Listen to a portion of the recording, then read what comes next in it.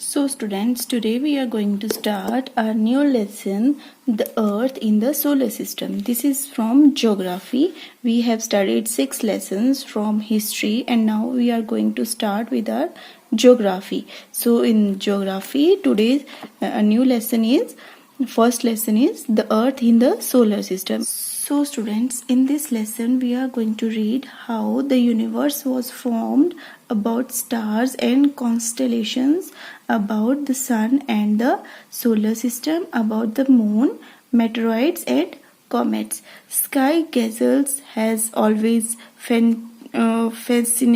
fascinated us. During the day we can see the sun, at night we can see different types of objects in the sky. Have you ever wondered what they are made of, what keep them floating in space and whether we can reach them or not? So students, sky जो है वो हमें जो है वो बहुत ही मोहित करता है, अपनी तरफ जो है वो आकर्षित करता है. ड्यूरिंग द डे जब दिन होता है तो हम जो है स्काई में सन को देखते हैं और जब रात आती है तो हम वहां पर जो है वो डिफरेंट टाइप के ऑब्जेक्ट्स को देखते हैं स्काई में. और क्या आपने कभी सोचा है कि ये ऑब्जेक्ट्स जो है वो किस चीज के बने होते हैं? What keeps them floating in space and whether we can reach them or not? और ये जो है वो स्पेस में किसकी वजह से जो है वो फ्लोट करते हैं और क्या कभी हम इन तक पहुंच भी पाएंगे या नहीं? तो हम इस लेसन में जो है वो हमारी अर्थ के बारे में पढ़ेंगे.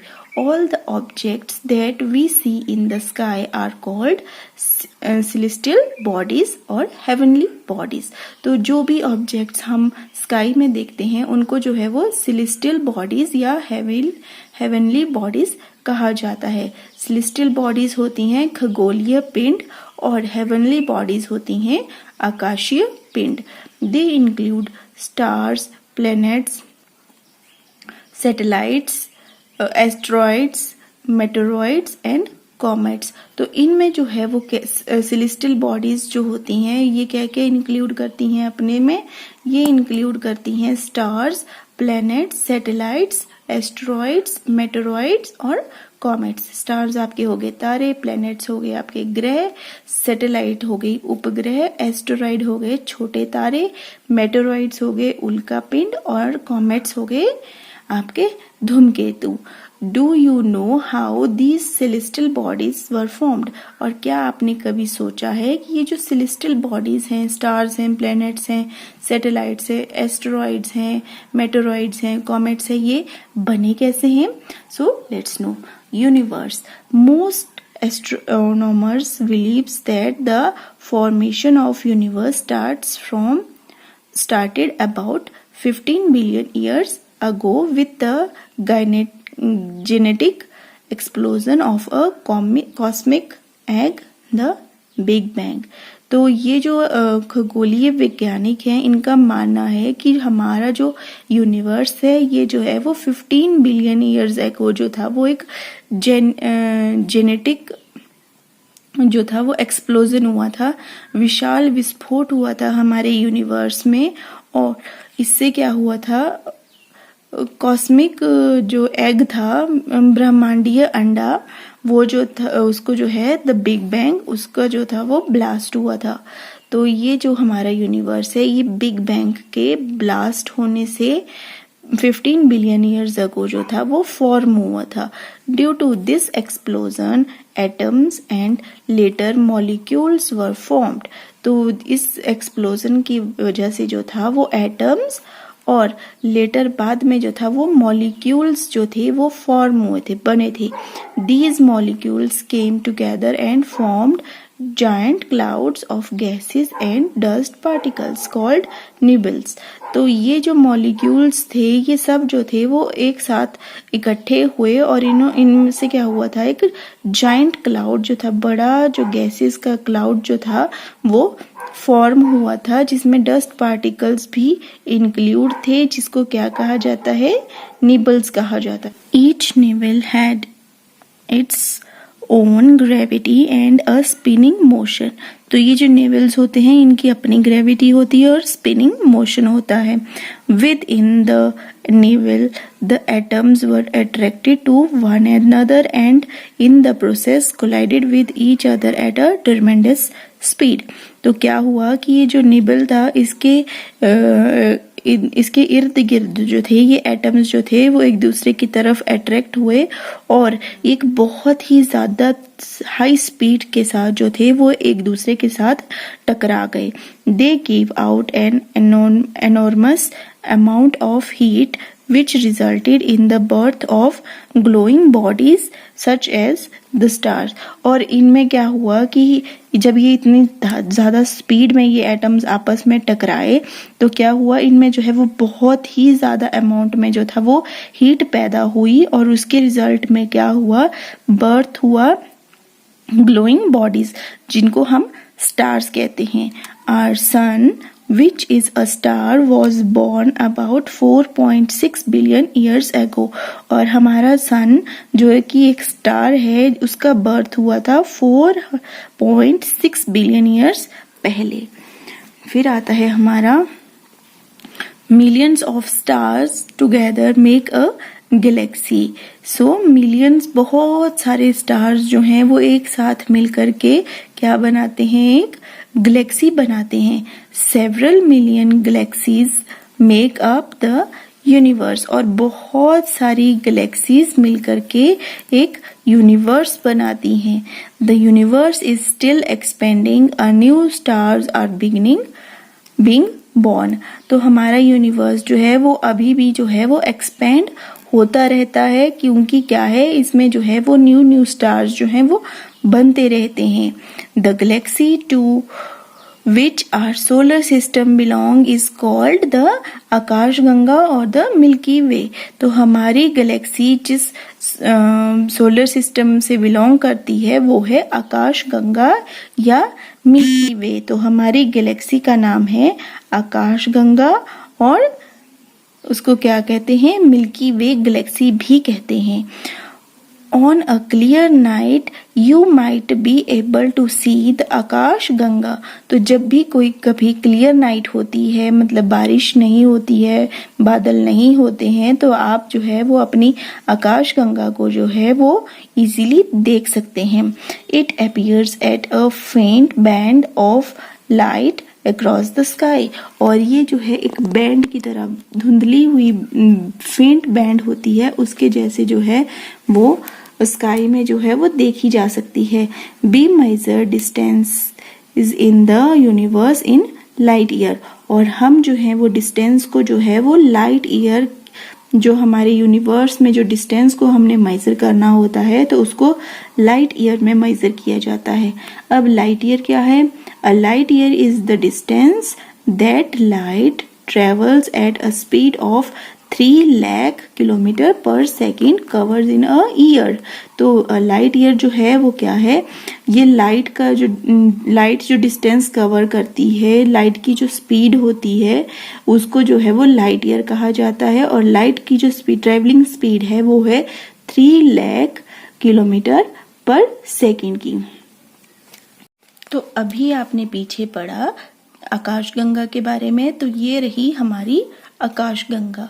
Okay, so now did you know the major galaxies closest to our Earth is the spiral shape and Andromeda galaxy. It lies about 2.5 million light years away from अर्थ. तो बच्चों हमारी अर्थ के जो क्लोजेस्ट गैलेक्सी है वो स्फेरिकल है shape में और जिसका नाम है एंड्रोमेडा गैलेक्सी. और ये जो है वो 2.5 मिलियन लाइट ईयर्स दूर है हमारी अर्थ से. ओके, स्टार्स एंड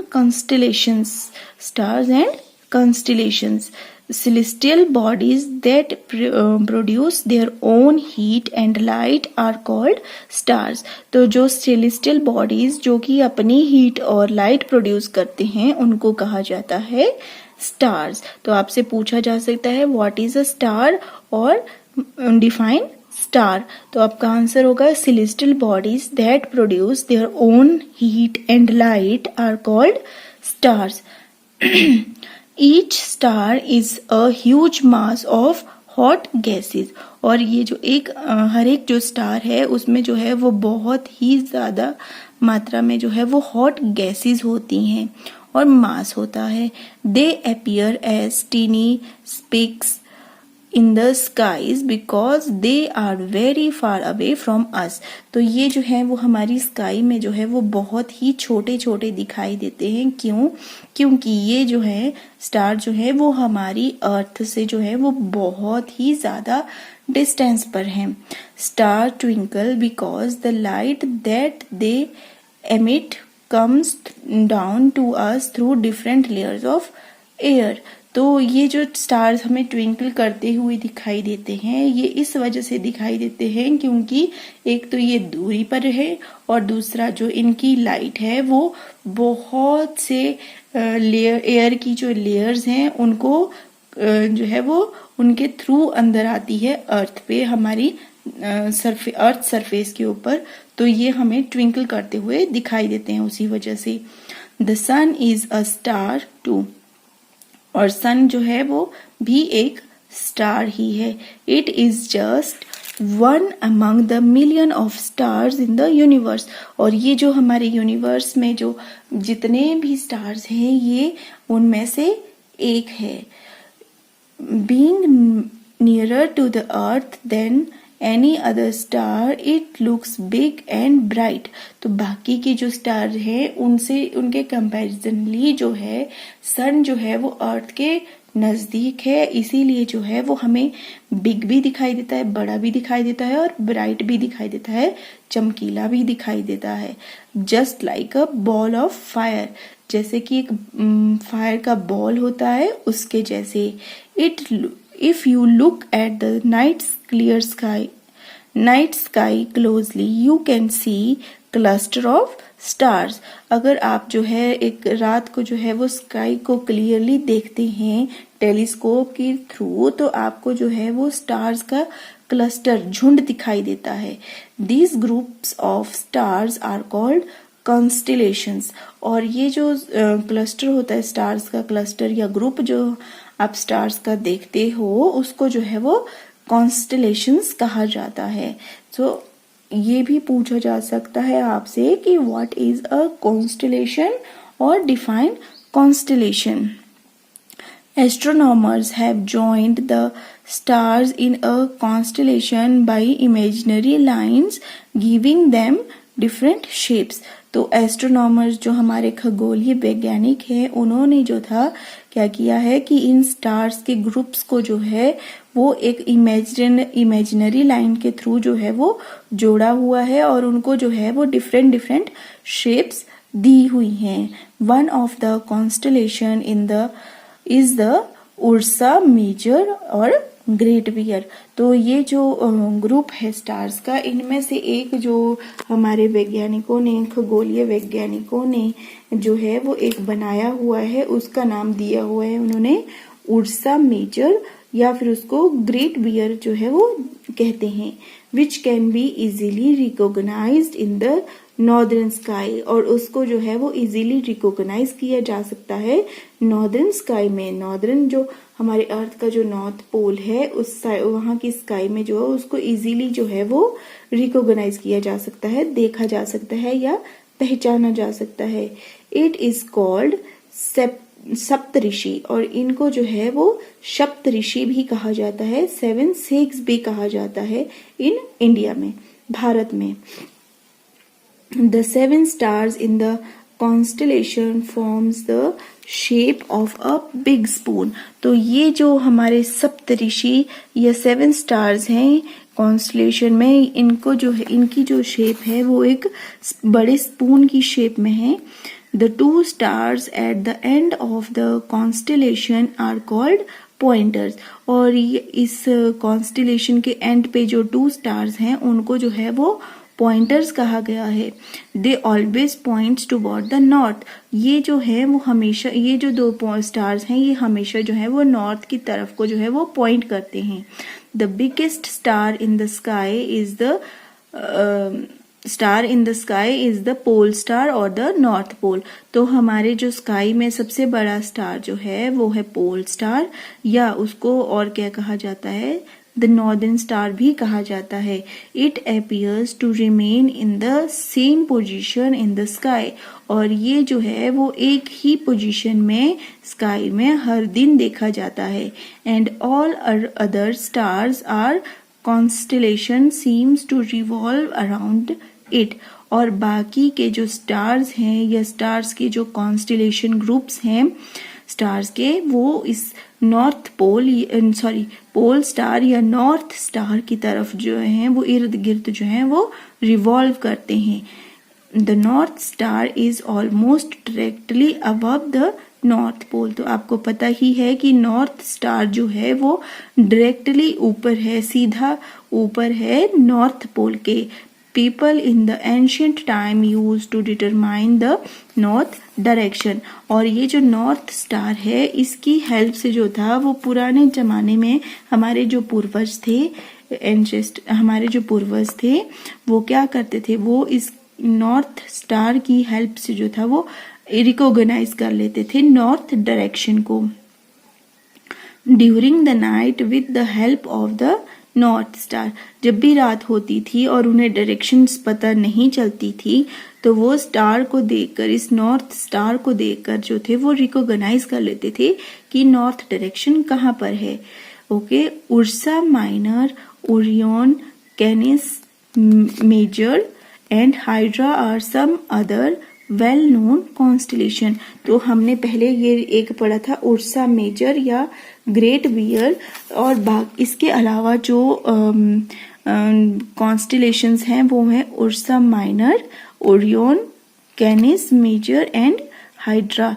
ये जो हैं ये भी कुछ कॉन्स्टेलेशन हैं जो कि वेल नोन है उर्सा मेजर के बाद, और ग्रेट बियर भी इसका नाम है। Now solar system, the Latin word sol means sun, and thus solar means beginning or belonging to the sun। तो ये जो हमारे सोलर सिस्टम का सोल जो वर्ड है ये लैटिन वर्ड से लिया गया है जिसका मीनिंग होता है सन। तो आपसे ये भी पूछा जा सकता है कि what do you mean by solar system. तो आपका आंसर होगा the Latin word sol means sun, the solar means belonging to the sun.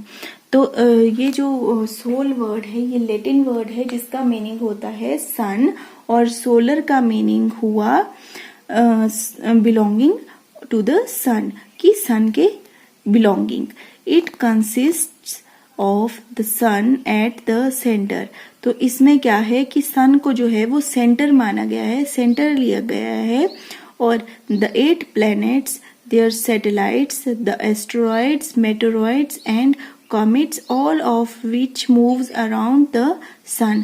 तो ये जो सन है ये सेंटर पॉइंट है, और इसके आसपास जो है वो 8 planets और उनकी सैटेलाइट्स और एस्ट्रॉइड्स और मेटेरॉइड्स और कॉमेट्स जो हैं वो मूव करते रहते हैं इधर उधर। The sun let us find out a little more about them. तो अब जो है वो हम सोलर सिस्टम के बारे में और ज्यादा जानेंगे। तो सबसे पहले हमारे सोलर सिस्टम में क्या है, सन है जो कि सेंटर है हमारे सोलर सिस्टम का। The sun is at the center of the solar system। तो सन जो है वो हमारे सोलर सिस्टम में जो है वो सेंटर में है, and is also its largest member. और ये जो है वो हमारे सोलर सिस्टम का सबसे बड़ा मेंबर है। It has a huge mass which gives it a very powerful forces of gravity. तो ये इसमें जो है वो बहुत ही ज्यादा मॉलिक्यूल्स हैं, मासेस हैं, और क्या है कि इसमें जो है वो बहुत ही ज्यादा पावर है, ग्रेविटेशनल फोर्सेस हैं इसमें सन में। This force holds the earth on and other planets in their fixed path called orbits. तो ये जो सन है इसकी जो ग्रेविटेशनल फोर्स है, ये फोर्स जो है वो होल्ड करती है अर्थ को और बाकी प्लैनेट्स को उनके एक फिक्स पाथ के ऊपर।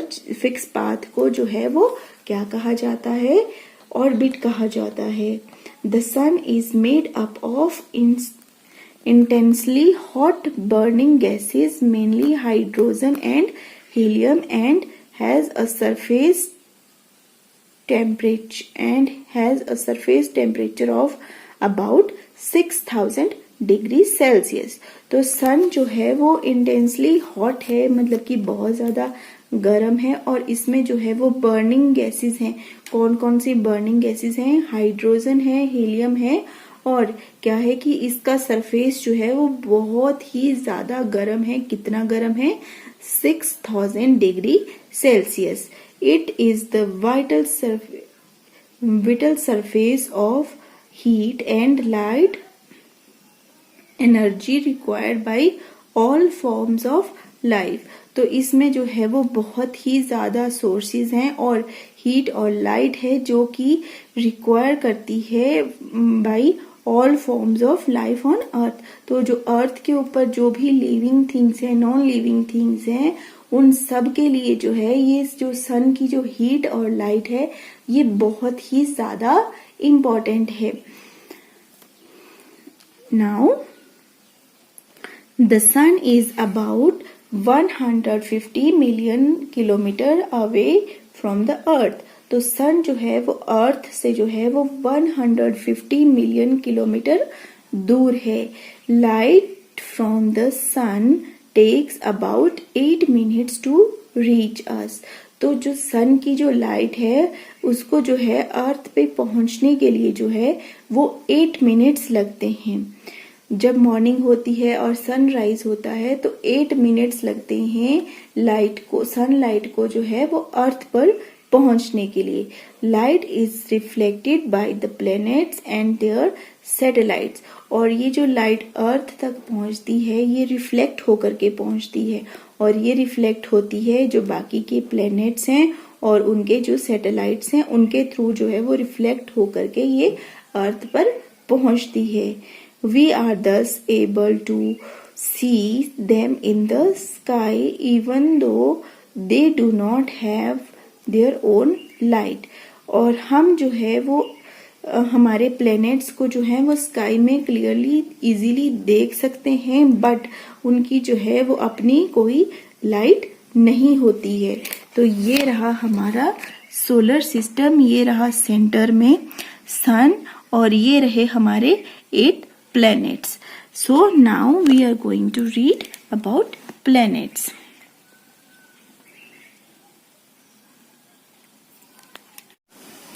Now planets।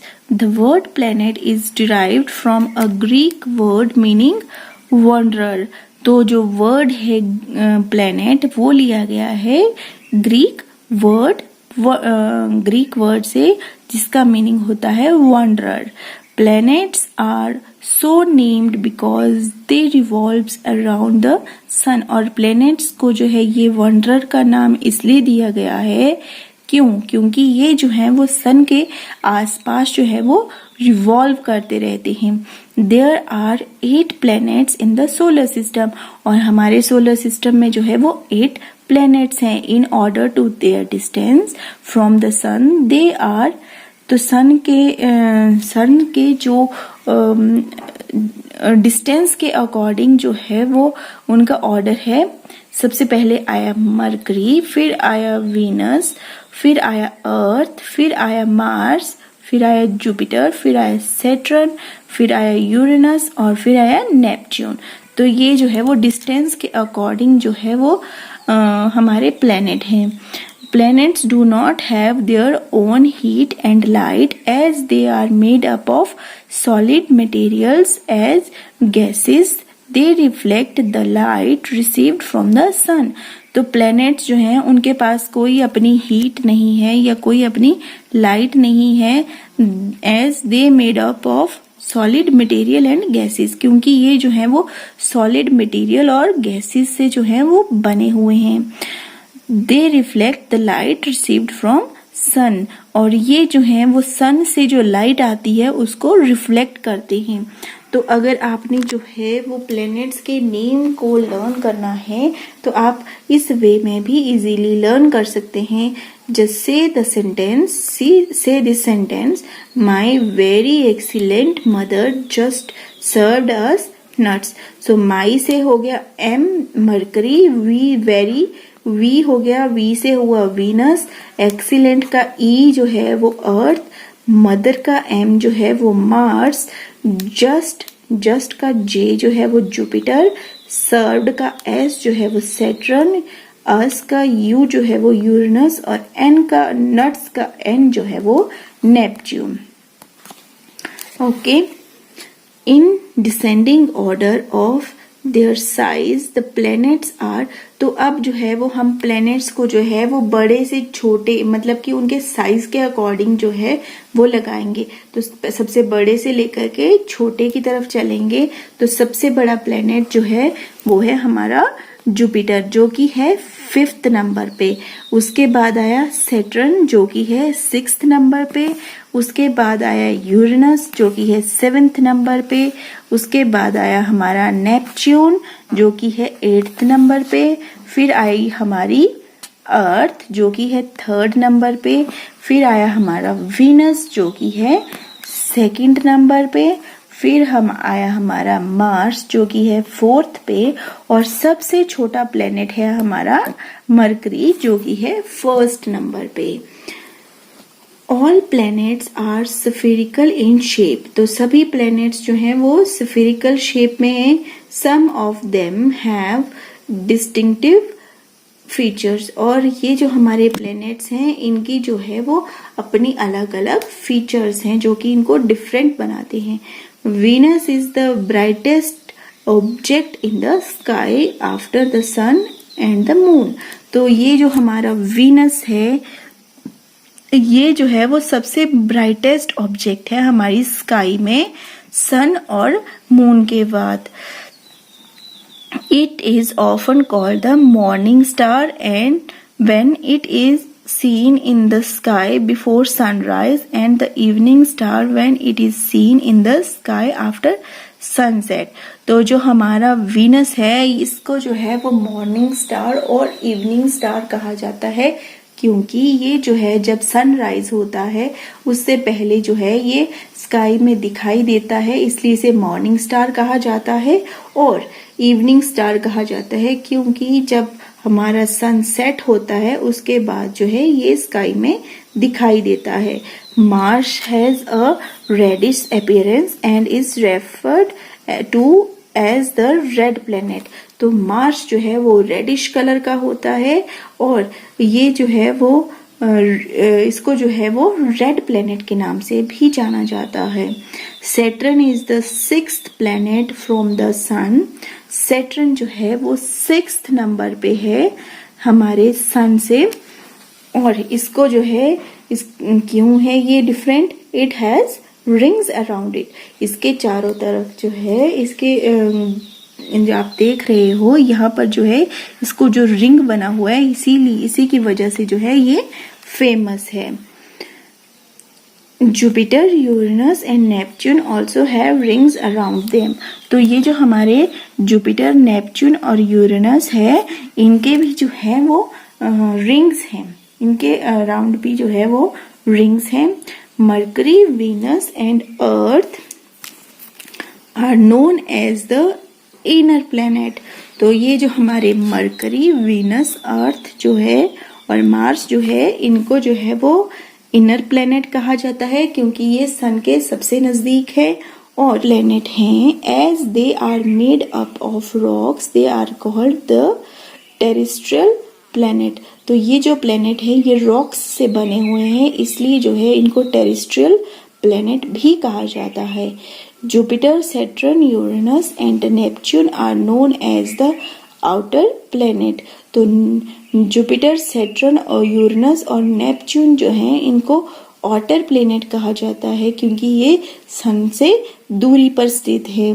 We also call them gas giants as they are made up of gases with very small rock के कोर्स।